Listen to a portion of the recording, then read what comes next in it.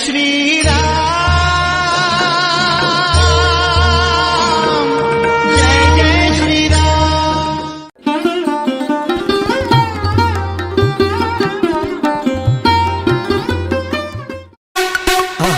மறக்காம சர்ப்ரைஸ் பண்ணுங்க.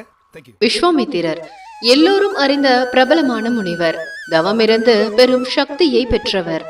ஒருமுறை அவர் அடர்ந்த காட்டில் பெரிய யாகம் ஒன்றை நடத்தி கொண்டிருந்தார். அந்த யாகத்தை நடத்த விடாமல் 2 அரக்கர்கள் தொல்லை கொடுத்து கொண்டிருந்தார்கள். அவர்கள் சாதாரண அரக்கர்கள் அல்ல. ஒரு அரக்கனின் பெயர் மாரிசன், இன்னொருவன் சுபாகு. இந்த 2 அரக்கர்களையும் அழிக்கும் சக்தி யாருக்கு இருக்கிறது என்று விஸ்வாமித்திரர் தமது ஞான கண்ணால் கண்டறிந்தார். சிறுவர்களாக இருந்த ஸ்ரீராமரும் அவரது தம்பியான லக்ஷ்மணரும் அவரது ஞான கண்களுக்கு தெரிந்தார்கள். காக்கும் கடவுள் மகாவிஷ்ணுவின் அவதார புருஷன்தான் ஸ்ரீராமன் என்பதையும் உணர்ந்தார் விஸ்வாமித்திரர். ஸ்ரீராமனை அழைத்து கொண்டு வந்தால் மட்டுமே அந்த அரக்கர்களின் கொடூரத்தை ஒடுக்க முடியும் என்று உணர்ந்தவர் நேராக ஸ்ரீராமர் அவதரித்த அயோத்திக்கு போனார். ஸ்ரீராமரின் தந்தையான தசரத சக்கரவர்த்தியிடம் விஷயத்தை கூறினார். ஸ்ரீராமன் லக்ஷ்மணன் இருவரும் சிறு பிள்ளைகளாயிற்றே, அரக்கர்கள் கொடுமைக்காரர்களாக இருப்பார்களே, சிறு பிள்ளைகளால் அப்படிப்பட்ட கொடுமைக்கார அரக்கர்களை எவ்வாறு கொல்ல முடியும் என்று தசரதன் தயங்கினார். விஸ்வாமித்திரர் தான் ஸ்ரீராமன் மீது வைத்திருந்த நம்பிக்கையை எடுத்து கூறினார். என்னோடு அனுப்பி வையுங்கள் என்று பிடிவாதமாக கேட்டார். விஸ்வாமித்திரர் முனிவராக இருந்தாலும் கடும் கோபக்காரர். அதனால் மறுத்து பேச முடியாத தசரதன் ஸ்ரீராமன் லக்ஷ்மணன் இருவரையும் அவருடன் அனுப்பி வைத்தார். காடு மேடு கடந்து ஒரு பாலைவனத்தை வந்தடைந்தார்கள் அவர்கள். திடீரென பெரும் சத்தத்துடன் மணல் புயல் மண்ணை வாரி வாரி இறைத்தது. அதோடு சேர்ந்து ஒரு பெண்ணின் அட்டகாசமான சிரிப்பு சத்தமும் கேட்டது. ஸ்ரீராமனும் லக்ஷ்மணனும் சிறுவர்களாக இருந்ததால் அந்த பெண்ணின் கொடூர குரலில் சற்று அதிர்ச்சியடைந்து நின்றார்கள். ஐயனே, ஏன் இங்கு இப்படி ஒரு விபரீதம்?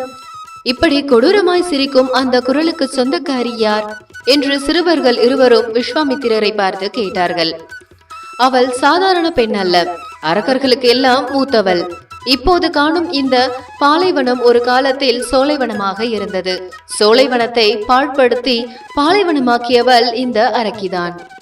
இந்த வழியாக செல்லும் மனிதர்களை கொன்று இரத்தத்தை குடித்து அவர்களது உடலை உண்டு தலைகளை மாலையாக்கி கழுத்தில் தொங்கவிட்டுக் கொள்வாள். அவள் பெயர் தாடகை. முனிவர் சொல்லி முடிப்பதற்குள் தாடகையே அங்கே தோன்றினாள். மிகப்பெரிய உருவத்தில் தலைவிரி கோலமாய் காட்சியளித்தாள். அவளது கழுத்தில் 1000 மனித தலைகள் மாலைகளாய் தொங்கின. அவளது கொடூர கண்களும் கொடூர பற்களும் விரல்களில் நீண்டிருந்த நகங்களும் ஸ்ரீராமனையும் லக்ஷ்மணனையும் நடுங்க வைத்தன. அப்போது, எனக்கு பசிக்கிறது, உங்கள் 3 பேரையும் சாப்பிட போகிறேன் என்று கூறி வாய்விட்டு சிரித்தாள் தாடகை. ராமா, உன் வில்லை எடுத்து தாடகையின் மீது செலுத்து என்று உத்தரவிட்டார் விஸ்வாமித்திரர். ஸ்ரீராமனும் அவள் மீது அம்பு மழை பொழிந்தார். தாடகை சும்மா விடுவாளாம்? அவளும் பலவித ஆயுதங்களை கொண்டு ராமனை தாக்கினாள். ஆனால் ஸ்ரீராமனின் தாக்குதல்களை தடுக்க முடியாத தாடகையின் உடலில் இருந்து இரத்தம் ஆறாய் ஓடியது. எத்தனையோ மனிதர்களின் இரத்தத்தை குடித்த தாடகையின் உடலில் இருந்த மொத்த இரத்தமும் பாலைவனத்தில் உறைந்து போயின. ஸ்ரீராமன் அவதாரம் எடுத்து வித்தைகள் பல கற்றுக்கொண்டு முதலில் அரக்கர்களுக்கு எல்லாம் மூத்தவளான தாடகையை அழித்ததே அவரது முதல் சம்ஹாரம். இந்த வீடியோ பத்தின உங்களோட கருத்துக்களை மறக்காம கமெண்ட் பண்ணுங்க. இந்த வீடியோ பிடிச்சிருந்தா லைக் பண்ணுங்க, ஷேர் பண்ணுங்க. கூடவே பெல் நோட்டிபிகேஷன் பட்டனையும் ஆன் பண்ணிக்கோங்க. அப்பதான் நாங்க போடுற ஒவ்வொரு வீடியோவும் நோட்டிபிகேஷனா உங்களை உடனுக்குடன் வந்து சேரும். நன்றி, வணக்கம்.